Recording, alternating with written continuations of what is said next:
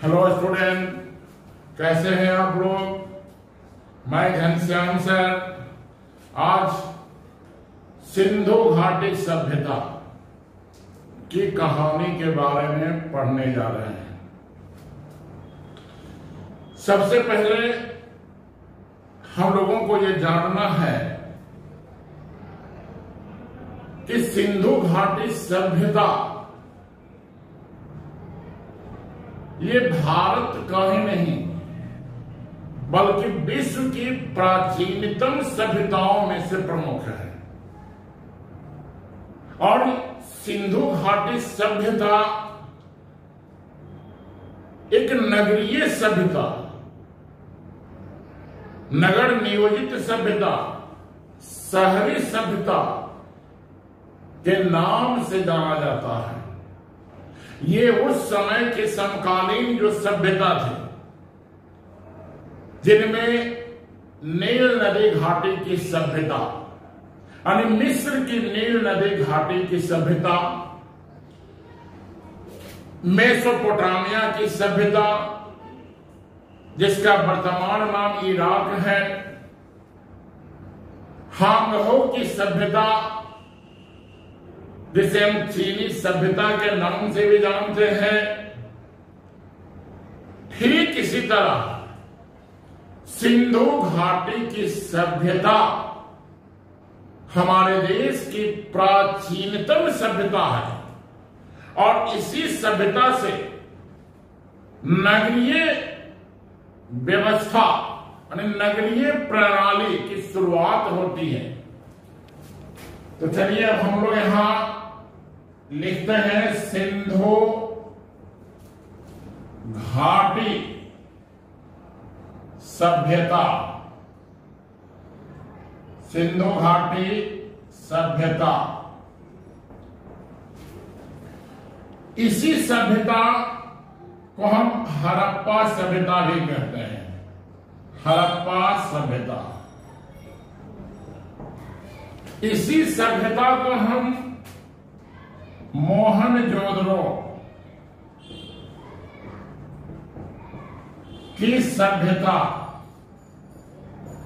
भी कहते हैं। और इसी सभ्यता को हम कांस्य युगीन सभ्यता भी कहते हैं। और कई विद्वानों ने इसका नाम सरस्वती नदी घाटी सभ्यता भी रखा। इसका कारण था कि जहां पूर्व में सिंधु नदी के आसपास इसके क्षेत्र खोजे गए, बाद में चलकर सरस्वती नदी जिसे हम घग्गर के नाम से जानते हैं, इस नदी के किनारे अनेक स्थल की प्राप्ति हुई। लेकिन ये चार ही प्रमुख हैं।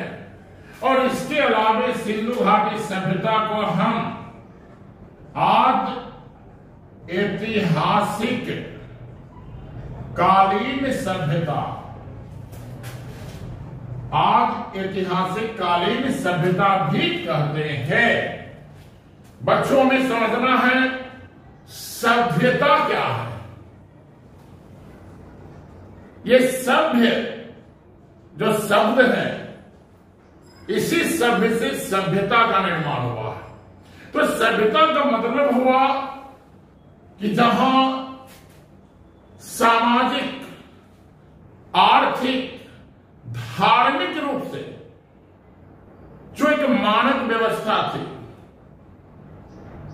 एक प्रकार से बता रहे जो समान रीति रिवाज का जहां प्रचलन था, जहां लोग एक दूसरे के सहयोग से अपना विकास कर रहे थे, इन्हीं मानकों के समूह को हम जो जीवन जीने की पद्धति थी, हमने सभ्यता कह दिया।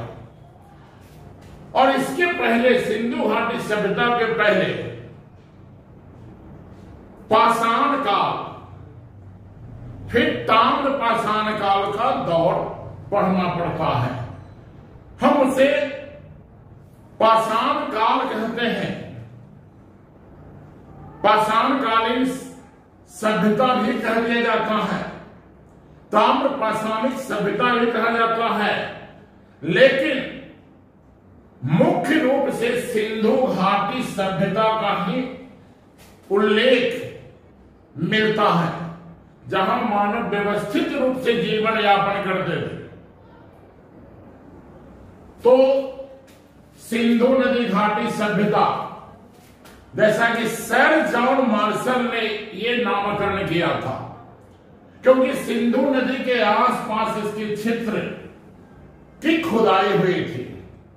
अधिकांश क्षेत्र इसके सिंधु नदी घाटी से संबंधित थे। सबसे पहले हड़प्पा सभ्यता का, यानी हड़प्पा की खुदाई, सिंधु घाटी सभ्यता में सर्वप्रथम हड़प्पा की खुदाई हुई और इसकी खोज 1921 में दयाराम साहनी,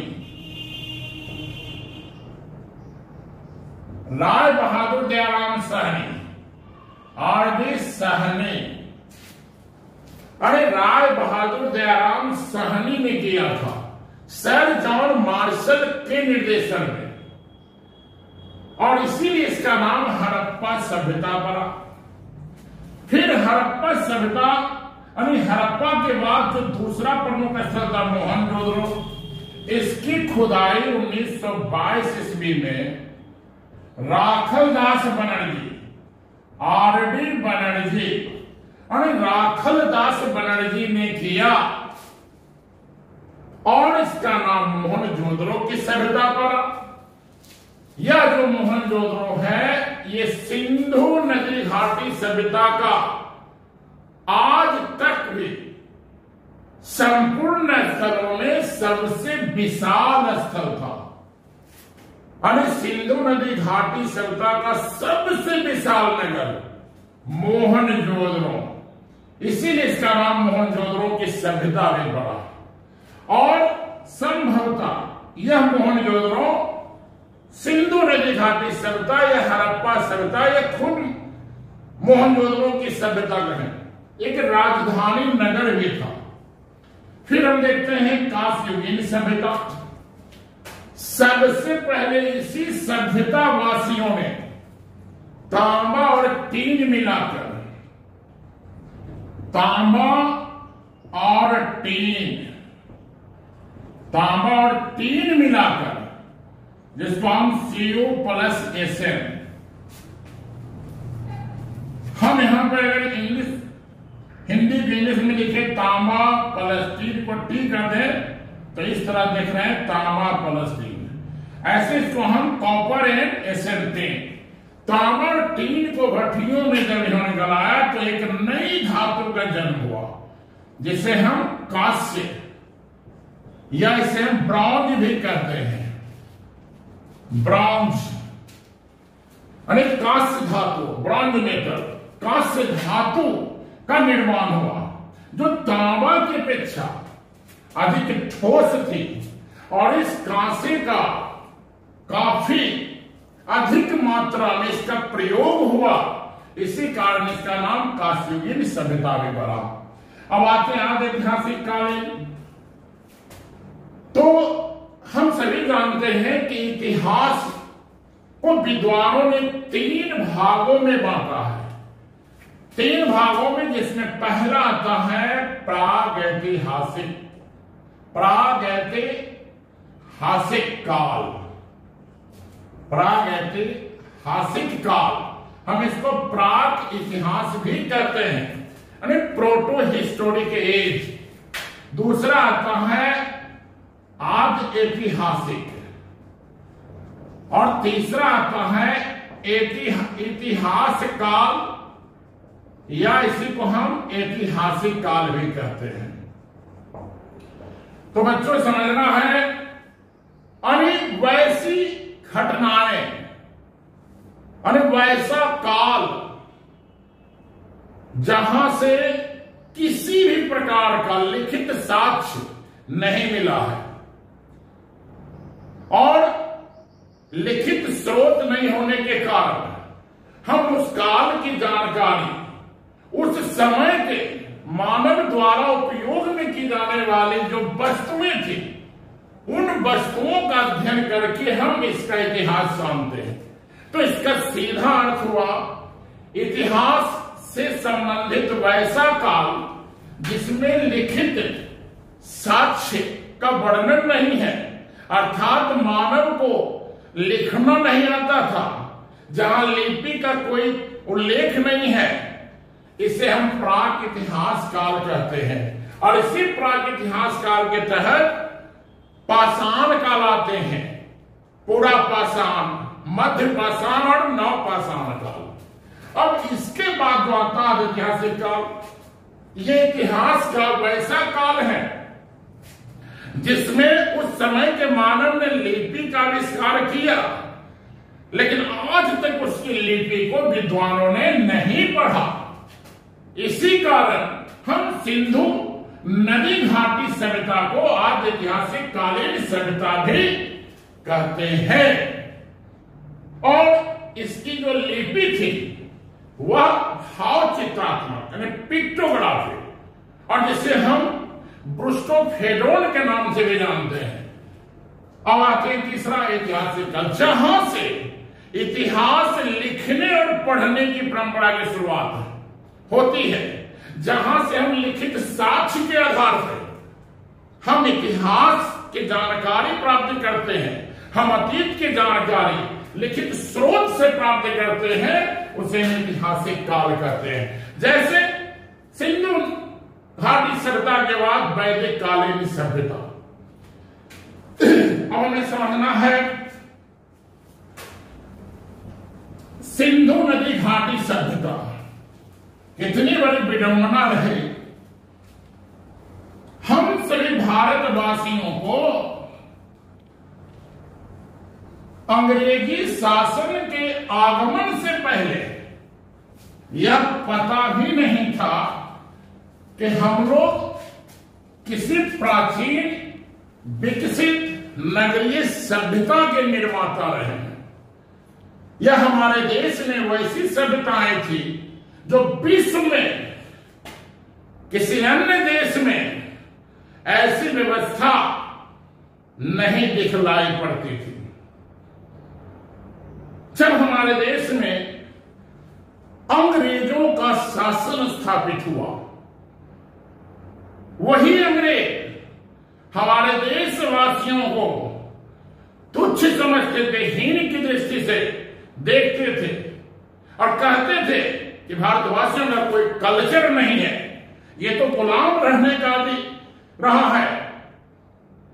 जहां प्राचीन काल में विदेशियों ने इसके ऊपर आक्रमण किया और शासन किया, जैसा कि हम लोग शक के बारे में, यूनान के बारे में, कुषाण के बारे में पढ़ते हैं।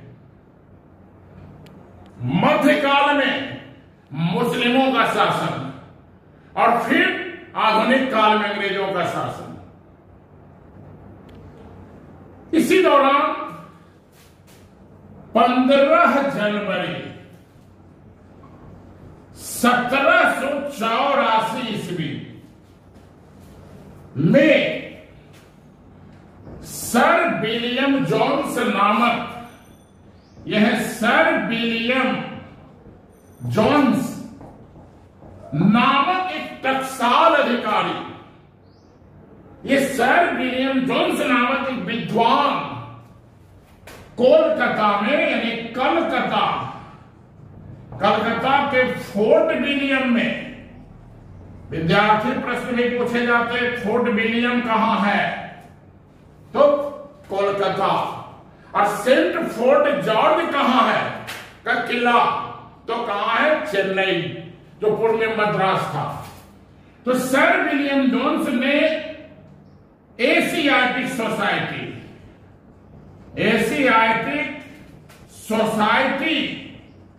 की स्थापना किया, और इसका उद्देश्य था भारत की जो बता रहे प्राचीन जो ग्रंथ हैं उसका अध्ययन करना है और भारतीय संस्कृति का पता लगाना है।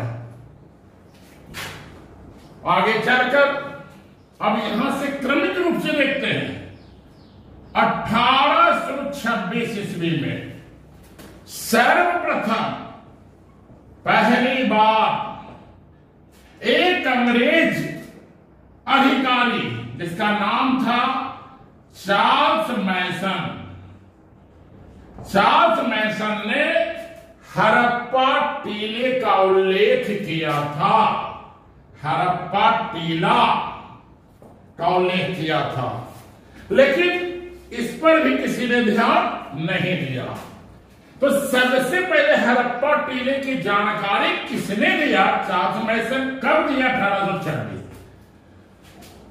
आगे चलकर हमारे देश में जब रेलवे लाइन का निर्माण जब प्रारंभ होता है, आप लोग को पता होनी चाहिए, विश्व में पहली बार रेलगाड़ी का जो संचालन है ब्रिटेन में हुआ था, जहां 1825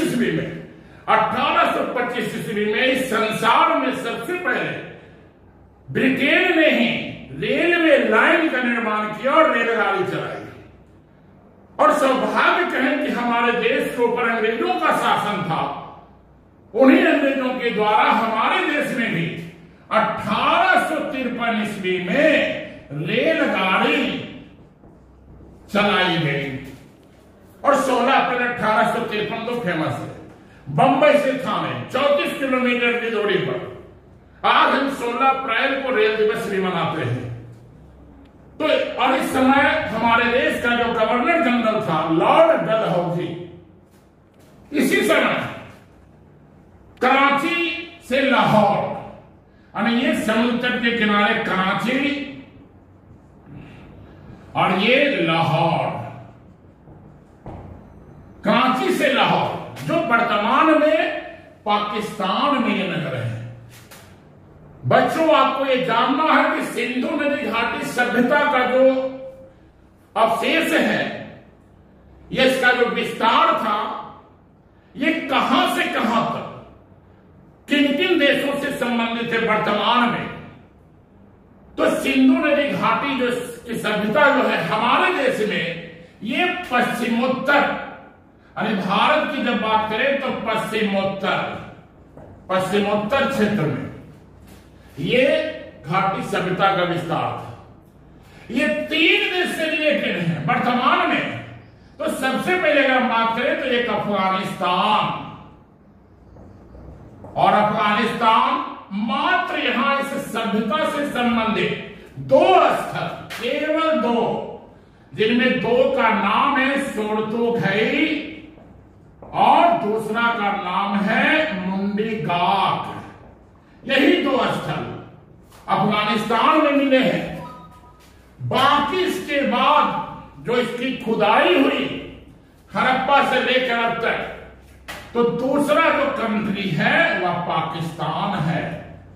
यहां अब तक 425 स्थलों की जानकारी मिली है।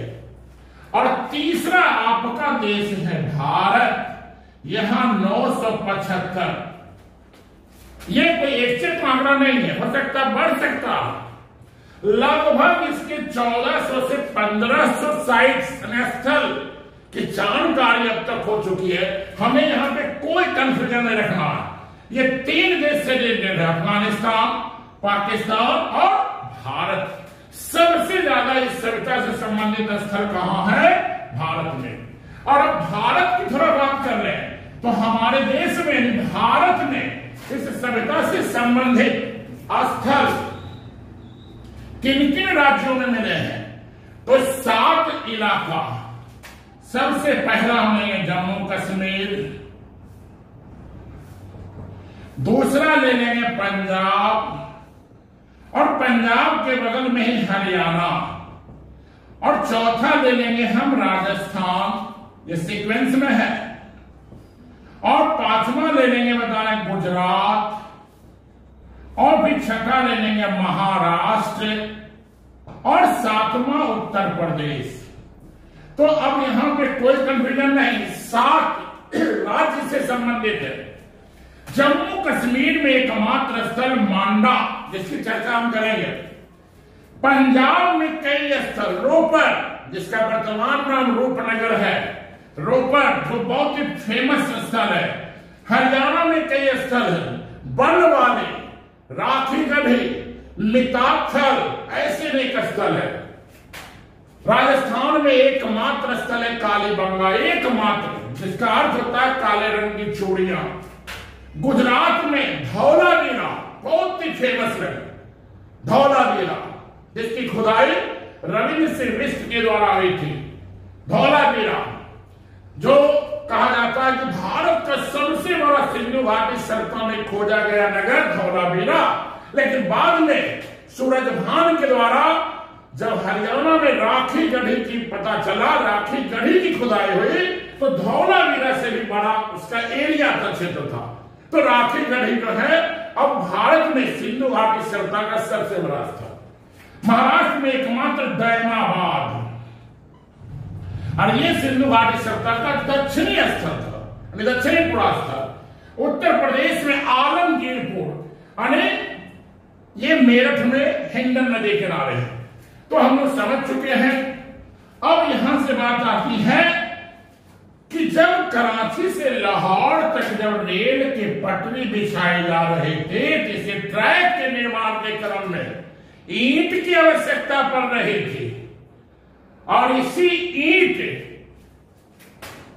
को जो है बता रहे, निकट के बता रहे हैं, जो स्थल था बता रहे हड़प्पा, उसी स्थल से ईंटा निकाल कर रेलवे ट्रैक बनाए जा रहे थे।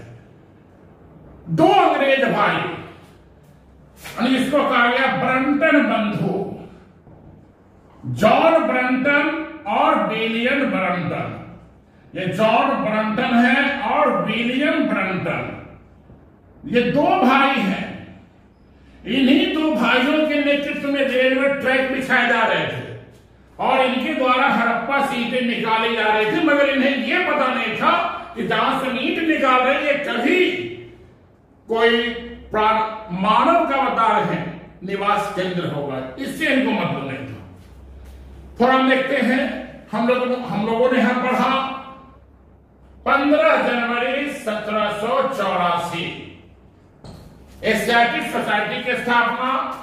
1826 में चार्ल्स मैसन ने हड़प्पा टीले का उल्लेख किया और फिर 1856 में रेलवे लाइन बिछाए जाने के क्रम में इसका ईंट का प्रयोग हुआ, फिर भी कलाकारी नहीं है। 1861 ईस्वी में हमारे देश में भारतीय पुरातत्व विभाग की स्थापना, भारतीय पुरातत्व विभाग की स्थापना होती है।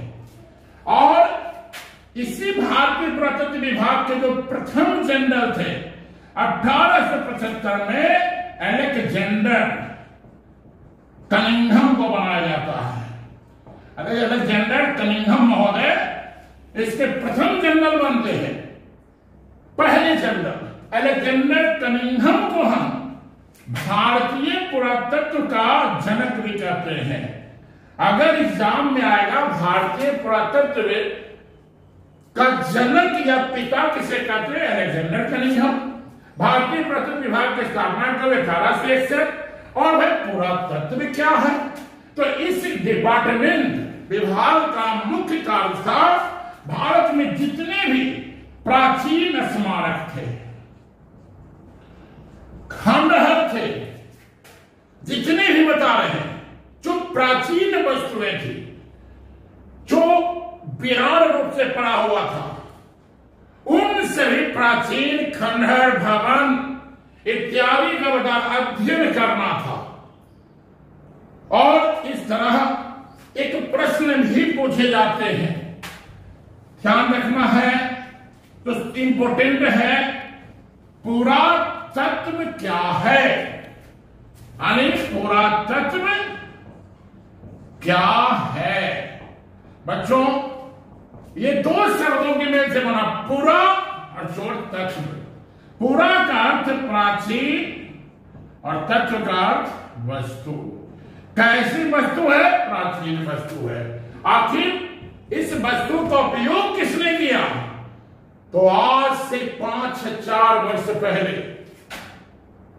मानव के अपने जीवन के विकास के लिए जिन जिन वस्तुओं का उपयोग किया गया, जिसकी प्राप्ति स्थल की खुदाई, जिसकी प्राप्ति स्थल की खुदाई, धरातल की खुदाई, जब जमीन की खुदाई किया गया, खुदाई करने के बाद जो वस्तुएं मिली, जैसे में मुहरें मिली, जैसे में औजार मिले, जैसे में सूती कपड़ा मिला, बर्तने मिली, आभूषणें मिली इत्यादि, जो भी वस्तुएं मिला, इसी वस्तु को हम क्या कहते हैं? पुरातत्व कहते हैं। तो एग्जाम में पूछा जाता है पुरातत्व क्या है?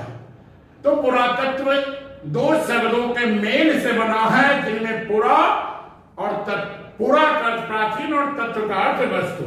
तो प्राचीन कालीन मानव द्वारा जिन वस्तुओं का उपयोग किया गया, उन्हीं वस्तुओं की प्राप्ति स्थल की खुदाई के दौरान हुआ, इसे ही पुरातत्व कहते हैं। और सबसे बड़ी बात, यही पुरातात्विक यानी सिंधु घाटी सभ्यता के बारे में जो हम पढ़ रहे हैं, इसका इतिहास का जो लेखन किया गया, इसका एकमात्र जो स्रोत है वह पुरातात्विक स्रोत है। यहां पे याद रखेंगे विद्यार्थी, यहां पे हम देखेंगे कि जब भी हम इतिहास का अध्ययन करते हैं तो हमें स्रोत की आवश्यकता होती है, जिनमें पुरातात्विक स्रोत, साहित्यिक स्रोत, विदेशी यात्रियों का विवरण। यहां पे केवल पुरातात्विक स्रोत, केवल सामग्री के आधार पे एक आकलन करके इतिहास को लिखा गया है।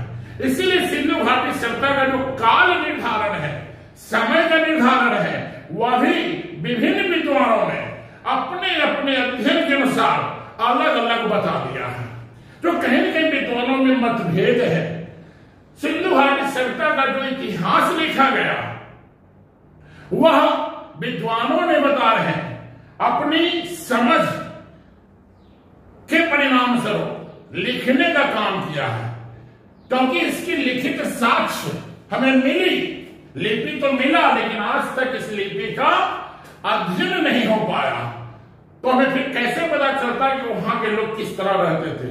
तो उसकी जानकारी हम लोग पुरातत्व से करते हैं। तो ये पुरातात्विक स्रोत।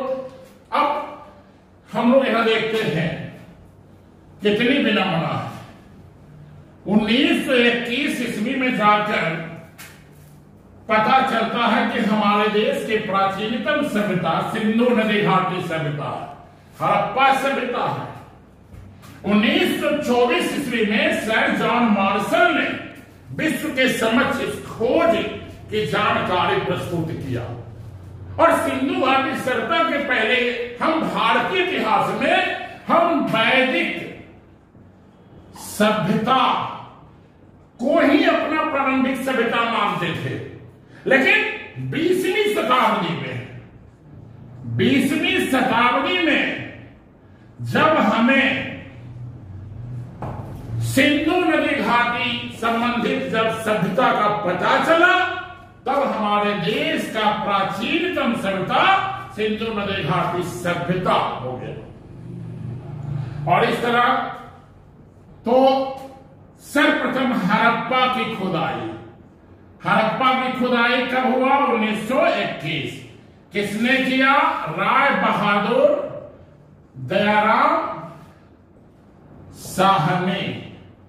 यह सभ्यता किस नदी किनारे बसा था? रावी।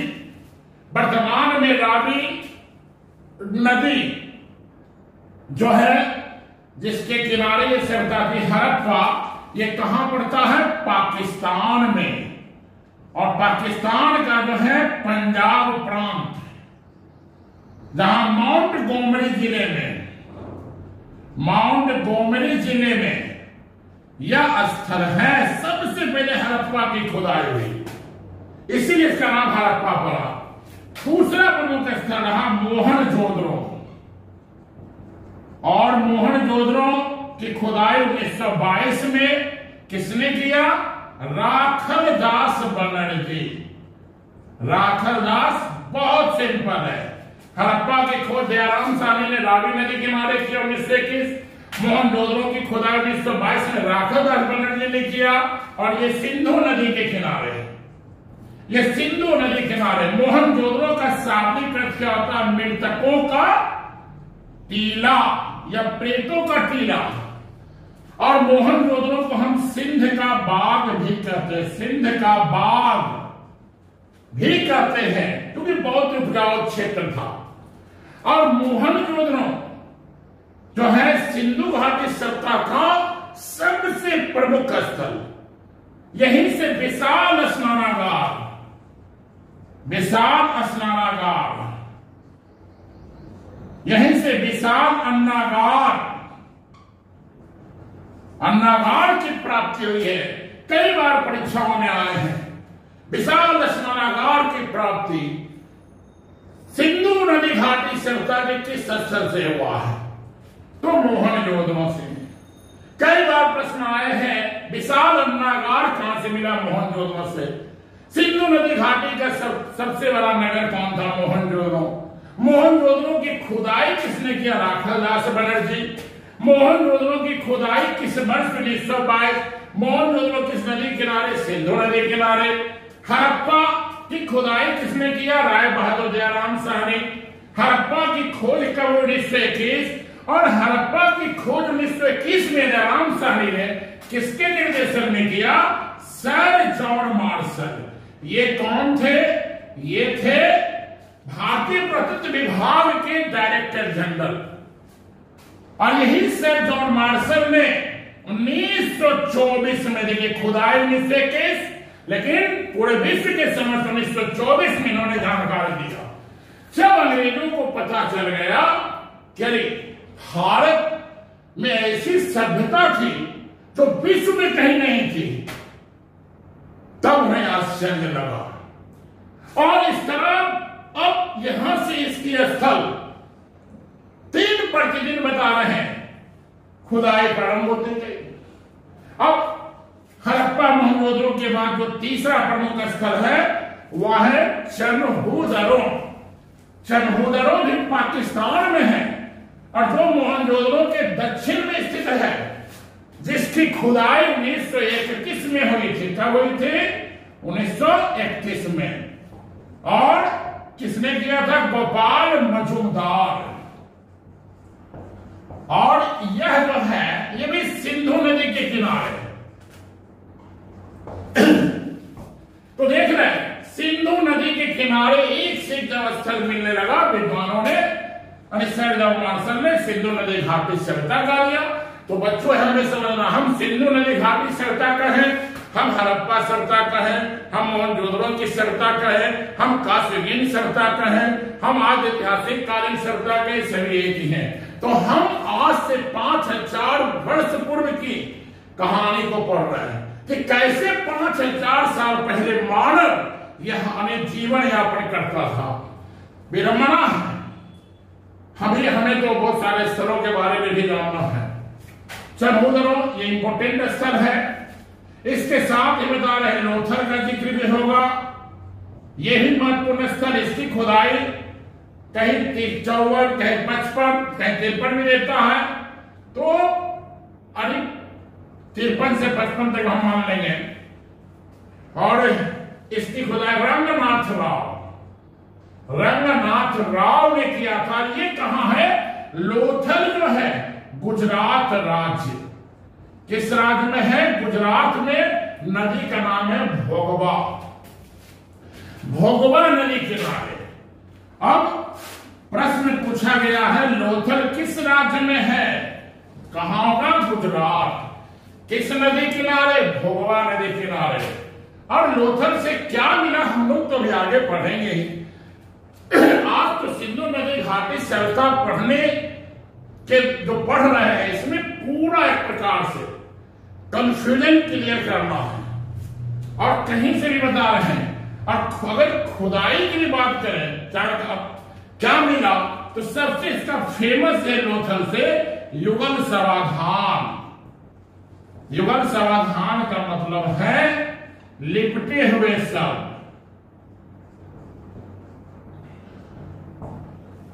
समाधान का सच यानी दो मृतक व्यक्ति आपस में लिपटे हुए थे और दोनों को एक साथ गड्ढा में गाड़ दिया गया था। ये इसकी सबसे बड़ी है। अगर और बात करें तो फारस की मोहरें, मनके बनाने के कारखाने, मनके बनाने के कारखाने, जैसा कि चनहोदरों से भी था, चनहोदरों से भी मनके बनाने के कारखाने, लिपस्टिक के कारखाने मिले थे। यहां से झूकर झागर संस्कृति का भी अवशेष मिला। और सबसे बड़ी बात है लोथल जो इंपॉर्टेंट है वह गोदी बारा यानी डॉक यार्ड, बंदरगाह, इसको बंदरगाह भी कहते हैं। तीनों एक ही है। बंदरगाह का साक्ष्य मिला है। यहीं से नाव खुलती थी और मेसोपोटामिया सभ्यता तक जाती थी और आयात निर्यात व्यापार होता था। तो हमने देखा हड़प्पा, मोहनजोदड़ो, चनहोदरो, लोथल, कालीबंगा। यह जो कालीबंगा है ये कहां है? राजस्थान में। कहां है? राजस्थान में। और इसे काले रंग की क्या कहते हैं? चूड़ियां। और सबसे इंपॉर्टेंट है यहीं से जुटे हुए खेत के एकमात्र कहता है, जुटे हुए खेत का साक्ष्य इंपॉर्टेंट है। और ऐसे देखें तो मेसोपोटामिया स्थित बता रहे हैं। बेलनाकार मोहर, बेलनाकार मोहर भी यहीं से मिला। बेलनाकार मोहर। और यहीं से बता रहे पक्की मिट्टी का, यानी पक्की मिट्टी का बना हल भी मिला है।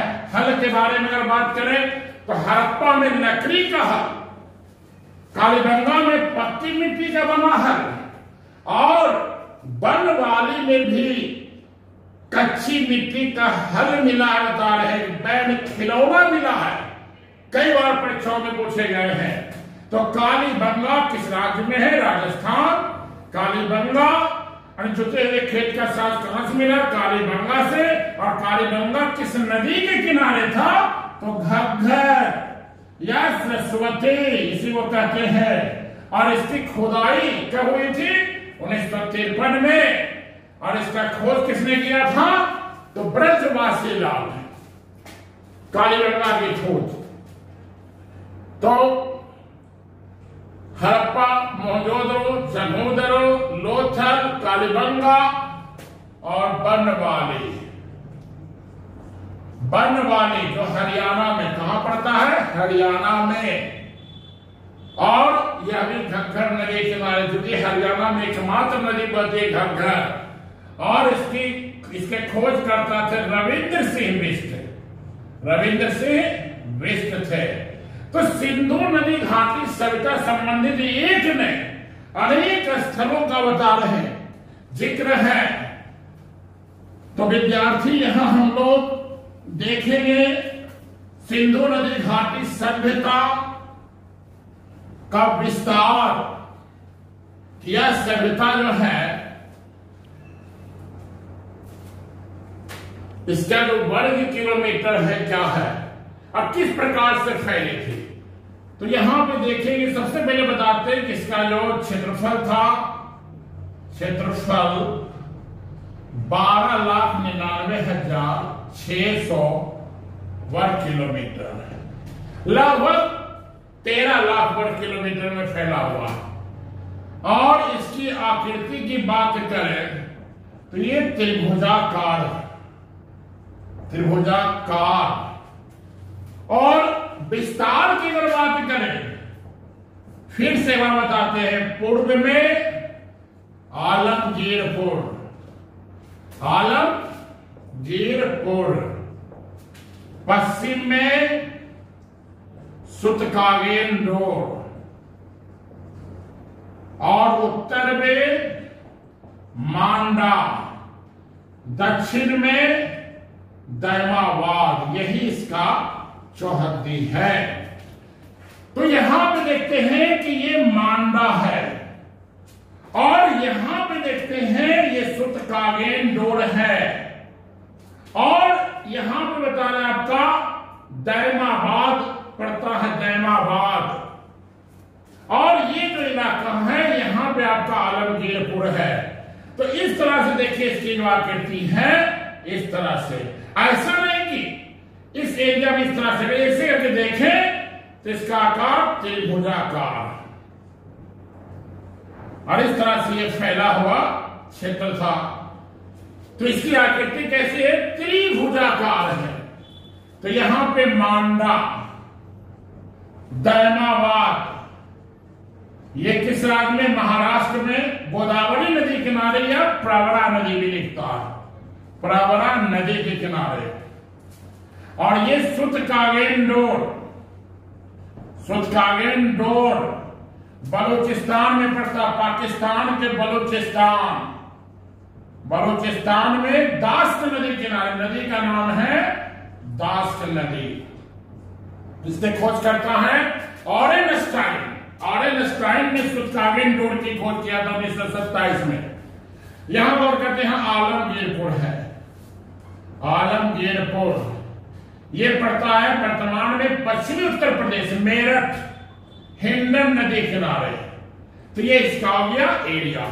अब देखेंगे इसकी जो लंबाई थी यह 1600 किलोमीटर और इसकी जो बता रहे हैं चौड़ाई जो थी यह चौड़ाई 1400 किलोमीटर। एनसीईआरटी, एनसीईआरटी जो बुक है, किताब है, उसके द्वारा।